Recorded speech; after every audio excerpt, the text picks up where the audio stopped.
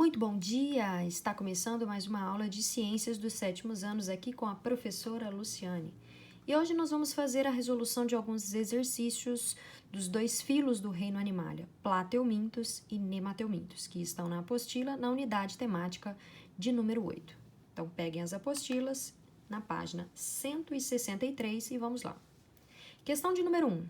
Leia as sentenças a respeito dos plateumintos desse grupo de vermes e marque com V para as alternativas verdadeiras e F para as alternativas falsas. Letra A. Apresentam, então nós estamos falando dos plateumintos, apresentam simetria bilateral. O que seria simetria bilateral? Se nós dividirmos então o corpo, então dos plateumintos, no caso aqui da planária, ao meio, tá? Nós vamos ter duas partes muito simétricas, muito parecidas, portanto, verdadeiro. Letra B.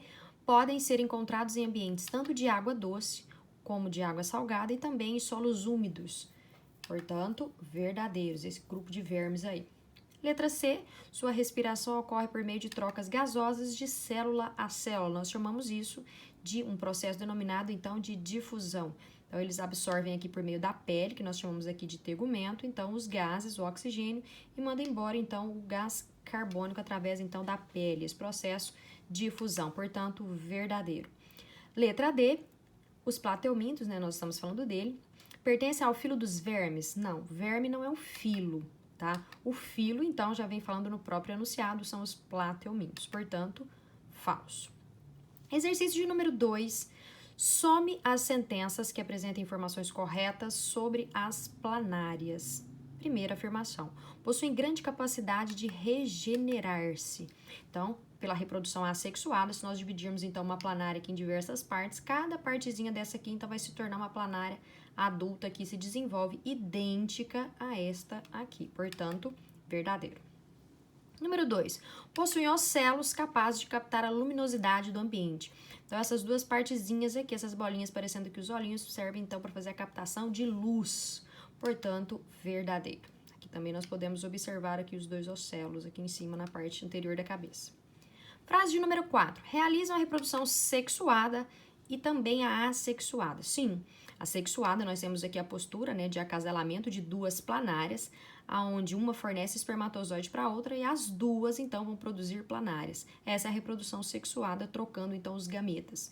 Já a reprodução assexuada é essa aqui, aonde elas vão se partir e cada partezinha dessa, então, vai se regenerar. Portanto, verdadeiro também. Número 8. Sentem gosto e cheiro. Sim, então pelas aurículas, aqui tanto da parte direita, essa parte aqui do lado direito da cabeça, quanto a parte da esquerda, nós chamamos de aurículas, e elas sim servem para sentir o gosto e o cheiro, então, desses animais, das planárias. Verdadeiro também. Número 16, são hermafroditas. O que seria isso? Elas conseguem, então, produzir os dois gametas, óvulos e espermatozoides, em um só indivíduo, em uma só planária. Portanto, nós temos aqui, além da reprodução sexuada, a fecundação é cruzada. Uma fornece, então, espermatozoide para a outra. Portanto, hermafrodita produzindo os dois gametas, também verdadeiro. Somando 1, 2, 4, 8 e 16, nós temos uma somatória, então, de 31. Na página 163, exercício número 3. Quando os proglotes das tênias estão fecundados, então, nós temos aí o corpo de uma tênia, deste verme, eles soltam-se e são liberados pelas fezes do hospedeiro parasitado. Considerando isso, depois de todos os proglotes forem fecundados, pode-se afirmar que sobrará apenas o escólex da tênia. Então, vamos lá. O corpo da tênia é formado, então, de cabeça, essa partezinha aqui anterior, que nós chamamos de cabeça, ou então, escólex, ok? E a parte, então, do corpo é formado de diversos anéis. Esses anéis nós denominamos, então, de proglotes. Então, é a cabeça, ou escólex, proglotes ou anéis. Então, o que ele fala? Quando é fecundado, cada anelzinho desse aqui, ele vai se desprender, ele vai se soltar no hospedeiro, no intestino, então, do hospedeiro, vai ser liberado, então, nas fezes. Então, cada um desses aqui, então, ele fala no enunciado que vai se soltar todos eles, vai ficar, então, só a cabeça. Quando todos forem fecundados, vai ficar só a cabeça, só o escólex. Na verdade, não. Por quê? Porque esses primeiros anéisinhos aqui, eles vão produzindo mais e mais anéis. Então, não vai ficar só a cabeça. Por quê? Porque ela se reproduz de forma assexuada, do tipo regeneração, e esses anéis mais jovens aqui perto da cabeça vão produzindo mais e mais anéis, mais e mais proglotes. Questão invertida, então nós vamos formular então a perguntinha. Primeiro, resposta. É a doença causada quando a tênia se desenvolve dentro do intestino delgado do ser humano. Então, a doença, então, que aqui nós chamamos aqui de tênia, nós podemos então fazer uma perguntinha, que nós temos o verme, né, da tênia. O que é teníase? É a doença causada por esse verminho que tá aqui, ó, que é a tênia. A segunda respostinha nós temos.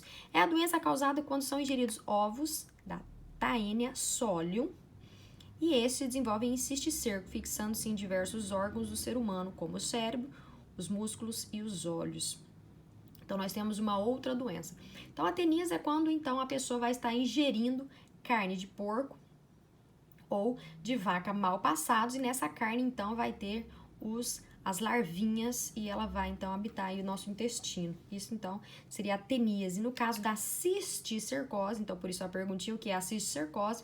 Então, neste caso, o ser humano ele vai estar ingerindo não as larvinhas aqui na carne, mas os ovos aqui por meio aqui da ingestão de água ou de alimentos contaminados com os ovos da Taenia solium, aquela do porco. Vamos lá para mais uma. Os sintomas mais comuns são dor abdominal, indisposição física e cansaço. As pessoas ficam dessa maneira porque os vermes, presta atenção, costumam alimentar-se dos nutrientes que deveriam ser absorvidos pelo corpo do hospedeiro, causando desnutrição. Nós estamos falando de forma geral de todas as verminoses, né? Então, quais são os principais sintomas das verminoses?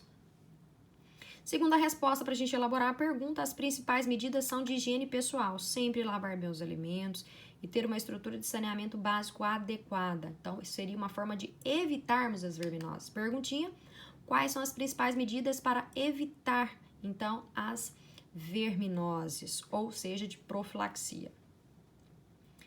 A próxima são medidas tomadas pelo governo que visam garantir condições adequadas para a vida da população de uma região, incluindo construção de rede de esgoto, abastecimento de água limpa e coleta de lixo, tudo para preservar o ambiente e prevenir as doenças. Então, o município faz isso, ele que é responsável, então, pelo saneamento básico. O saneamento básico, então, é o município estar cuidando da qualidade de vida da população, garantindo, então, rede de esgoto, tratamento de água e tratamento também de esgoto, além da coleta de lixo, tá? Então, saneamento básico é isso. O que é saneamento básico? Na página 169, questãozinha de número 4. Quando estudamos as verminoses, normalmente incluímos nesses estudos os ciclos de vida dos vermes, ou seja, elaboramos um esquema mostrando todas as etapas da vida, então, do verme desde a fecundação.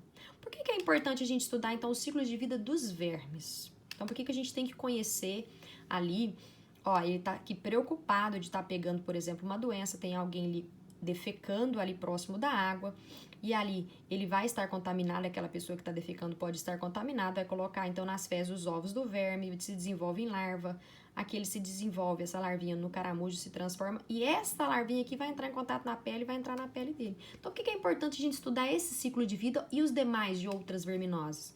Para evitarmos então da gente se contaminar com uma doença. Então, para evitarmos o contágio, ou seja, a profilaxia, né? E também evitar que se espalhe, uma pessoa passe para outra, então, diversas doenças. Na página 169, exercício de número 1.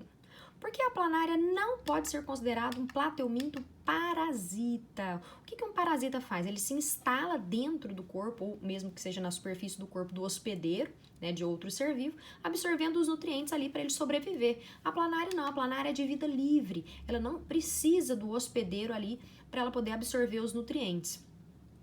Portanto, ela vive em solo úmido ou ainda de um ambiente aquático, e ela é carnívora, se alimentando então de larvas, de pequenos moluscos, de restos então de seres vivos mortos também. Então ela não é um parasita porque ela não necessita então do hospedeiro para absorver os nutrientes dele. Número 2. Quais semelhanças existem entre os ciclos de vida de dois vermes, da tênia e do esquistossomos? Então vamos relembrar, né? A tênia está aqui, a forma de contagem e ingestão da teníase, ingestão de carne mal passada, contendo as larvinhas do verme, né, da tênia. e o esquistossoma entrando aqui nas lagoas de coceira, então, e ele vai adquirir através da pele. Então, semelhança. O que os dois têm de parecidos? Primeiro, que o hospedeiro definitivo, tá aqui, é o ser humano, que é onde o verme vai se reproduzir. E o hospedeiro intermediário é aquele que o verme só vai estar aproveitando ali do corpo para estar levando ali para um outro local, ou mesmo para ele poder estar desenvolvendo. Neste caso aqui da tênia, nós temos que o hospedeiro é o boi ou o porco, e neste caso aqui nós temos aqui que o hospedeiro intermediário vai ser o caramujo. Então, o hospedeiro intermediário vai ser outro animal. Questão de número 3. Uma pessoa foi ao hospital por estar sentindo dores intensas de cabeça, tendo convulsões e desmaios. Após vários exames, o neurologista detectou uma doença denominada, então, de neurocisticercose ou ainda somente cisticercose. Isto é, a presença de cisticercos, de tênia, taênia ou tênia solium no tecido nervoso, no cérebro. Como o paciente pode ter contraído essa doença? Então, vamos lá. O que ele detectou? Nessa imagem aqui, nós temos, então, a radiografia aqui do cérebro. Esses pontinhos pretos aqui, então, são as larvinhas, tá? No caso, aí, os cisticercos no cérebro da pessoa. Letra A, pela ingestão, como que a pessoa vai ter contraído? Pela ingestão de carne crua ou mal cozida? Neste caso, não vai ser pela ingestão de carne crua ou mal cozida. Neste caso, seria, então, da teníase. Nós estamos falando da cisticercose. Então, se a pessoa se alimentar da carne do porco, ela vai contrair a teníase e não a neurocisticercose. A neurocisticercose vai ser aqui quando ela estiver ingerindo, no caso aqui, não as larvinhas na carne do porco, mas os ovos aqui, através da ingestão de água ou alimentos contaminados. Então, esse verme, então, vai para o corpo do hospedeiro, no caso, o ser humano. Letra B, pela ingestão de verduras contaminadas com os ovos do parasito. Então, sim. Então, pela ingestão de água ou alimentos contaminados. Vamos ver o errinho da letra C, pela penetração da larva, então, presente na água através da pele. Não, da pele, nós vamos ter outra doença, outra verminose, que é a esquistossomose aqui adquirindo nas lagoas de coceira. Letra D, vamos achar o erro por andar descalço em solos contaminados? Não, neste caso, nós vamos contrair outra verminose, que é o amarelão. Letra E, pela ingestão de verduras contaminadas com as cercárias? Na verdade, não, porque as cercárias estão elas aqui em cima, que é das lagoas de coceira, tá? No caso da esquistossomose, né? Do esquistossoma. Portanto, a letra correta é a letra B. E é isso aí, pessoal. Eu vou ficando por aqui. Até a nossa próxima aula.